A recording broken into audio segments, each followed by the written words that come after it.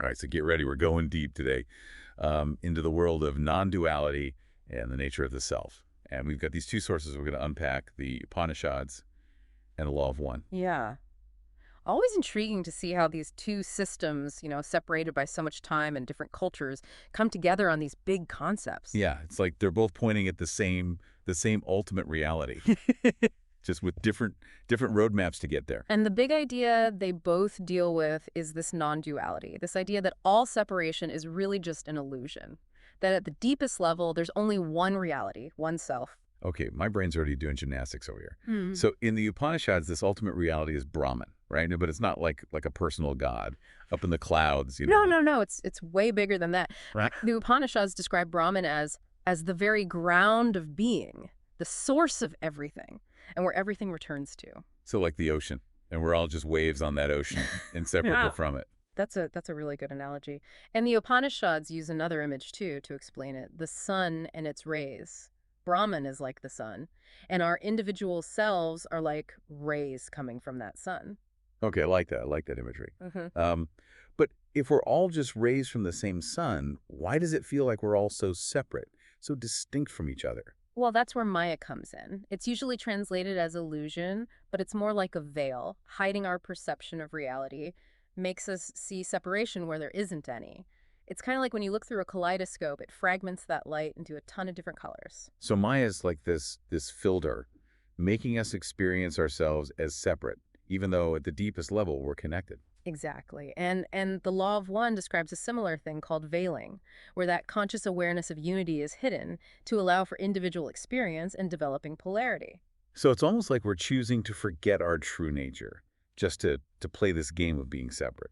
Yeah, and the interesting thing is that both of these systems, they both say this game isn't meaningless. It's a chance to grow, to evolve, a chance to see the whole spectrum of creation and go back to unity with more understanding and love. Okay, I think I'm starting to get it. But if non-duality is the real deal, how do we actually experience it? Is it just an idea? Or can we actually change how we see things to feel that oneness? That is the big question, and both the Upanishads and the Law of One try to answer that. They both point to meditation as a way to get through the veil of Maya and feel the unity that's under everything. So it's not just about sitting there and chanting, oh, although, I do like doing that. It's pretty relaxing. But it's about training our minds to see reality differently. Exactly. The Upanishads describe meditation as taking our senses away from the outside world and looking inside to see the nature of the self. So it's like trying to quiet all the noise, all those distractions from everyday life to find that deeper level of oneness. Exactly. And the Law of One agrees. It emphasizes how important meditation is for balancing energies and getting to those deeper levels of consciousness. Ra, the being channeled in the Law of One, says meditation is a way to refine our awareness and slowly move closer to that unity that's behind everything. So both traditions, even though they're different, they seem to agree that meditation is a key to unlocking this truth of non-duality. But is it the only way? Are there other ways to see past the illusion and feel this oneness? That's a great question, and one we'll definitely talk about more. But I think it's safe to say both the Upanishads and the Law of One agree that just thinking about non-duality isn't enough. It takes a real change in how we see ourselves and the world around us. Sounds like a pretty big shift. But if we are all sparks of the divine, like both these traditions say, then maybe we're capable of a lot more than we realize. And maybe that's the most exciting part of it all, to explore who we are and find that unlimited potential that's inside us. I'm definitely feeling that sense of possibility. But let's get back to the text for a minute and see what other gems we can find, what other things are similar or different between the Upanishads and the Law of One. One of the coolest parallels between these two systems, I think, is their focus on this journey of awakening. It's not just about understanding non-duality like in your head, it's about living it, you know? So like we're all on this quest to figure out who we really are, to shed this illusion of separateness and reconnect with that source of unity. Exactly. And both the Upanishads and the Law of One, they give us guidance on how to travel that path. Yeah. Like the Upanishads talk about qualities that show up as you get closer to realizing Brahman. Oh, like what kind of qualities? Give me some examples. Sure. They talk about things like truthfulness, self-control, compassion, and not being attached to material things. These qualities show an inner shift in awareness, a move away from ego and desires and toward a bigger sense of self. So it's not just about having some mystical experience like on a mountaintop or something. It's about bringing those insights into everyday life, how we treat other people, how we make decisions.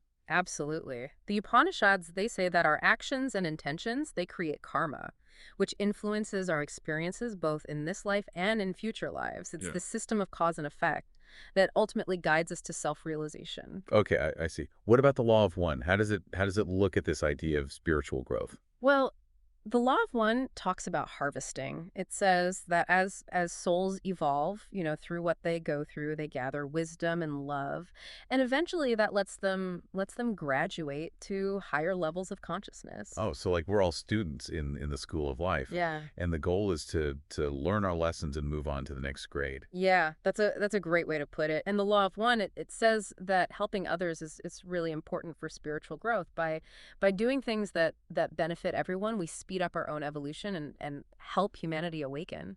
I love that. It's not just about my own enlightenment. It's about realizing we're all in this together, and that our actions have ripple effects on everyone and everything. Exactly. And the Law of One goes even further, saying the ultimate goal of creation is for the creator to know itself more fully through everything we all experience. Whoa. Okay, that is mind-blowing. So like we're all playing a part in this huge cosmic play, helping the creator to expand its awareness and understanding. Exactly. And the more we align ourselves with love and wisdom and compassion, the more we can contribute to this whole process. Yeah, I'm getting chills. But let's back up for a sec. We've been talking about these two systems like they totally agree, but I'm sure there's some differences too, right? Oh, you're totally right. While they do have these amazing similarities, there are some big differences. One of the most noticeable is their views on reincarnation. Ah, reincarnation. That's a topic that always gets people interested and starts some debate. What do the Upanishads say about it? The Upanishads see reincarnation as a really important part of the soul's journey towards being one with Brahman. It's a cycle of birth, death, and rebirth, giving us opportunities to learn, to grow, and to purify ourselves. So it's like we keep going back to Earth School until we finally get it and graduate to cosmic consciousness. That's one way to see it. And the Upanishads say that everything we do and think in one life shapes our experiences in the next.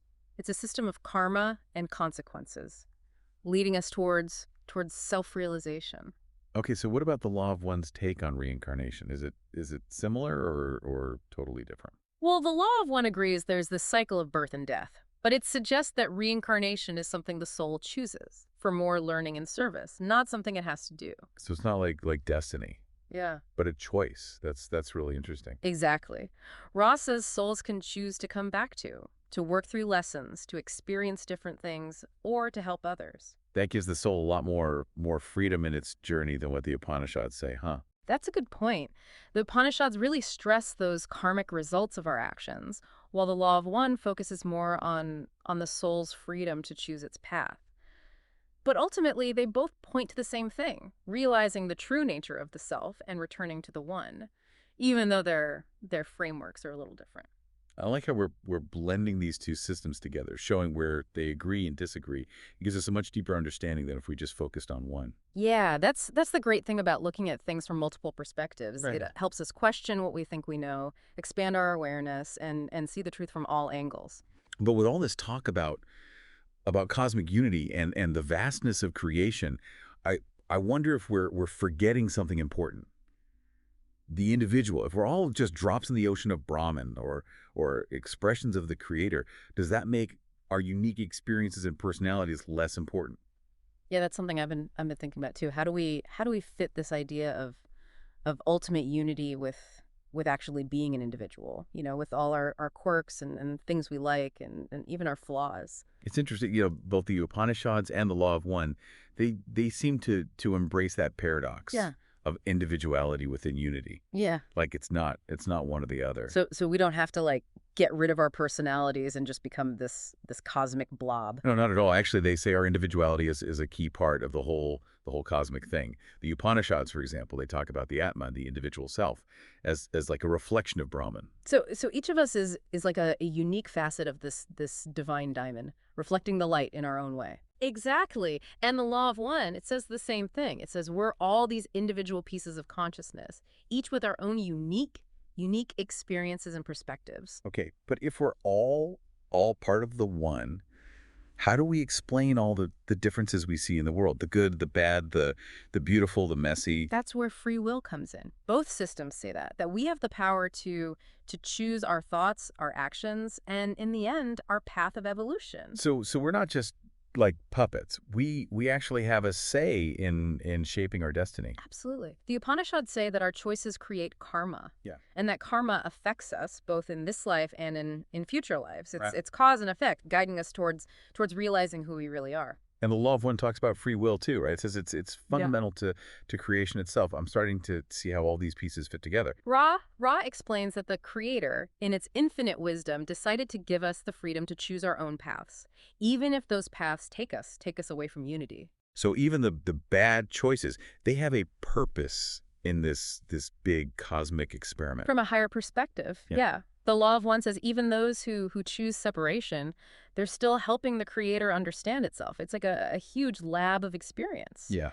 where every choice, good or bad, adds to the overall learning and evolution. That's a really different way of looking at things. It kind of changes the whole idea of what's good and what's bad. Both systems seem to say that judgment is a human thing, a way of labeling experiences that doesn't really reflect the bigger picture. So it's not about saying things are right or wrong, Yeah. but about understanding the reasons and the lessons behind our choices. Exactly. And both the Upanishads and the Law of One encourage us to let go of judgment and choose compassion for ourselves and for others.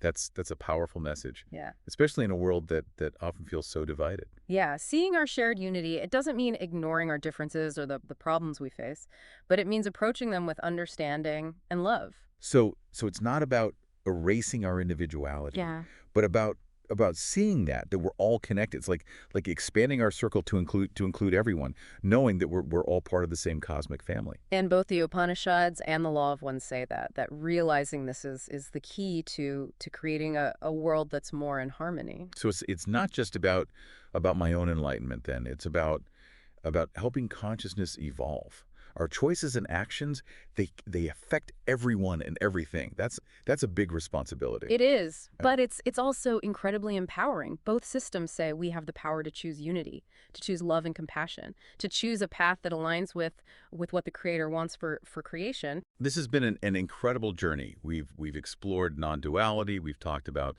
the paradox of being an individual and being part of the one. We've even touched on the nature of the Creator and the purpose of creation.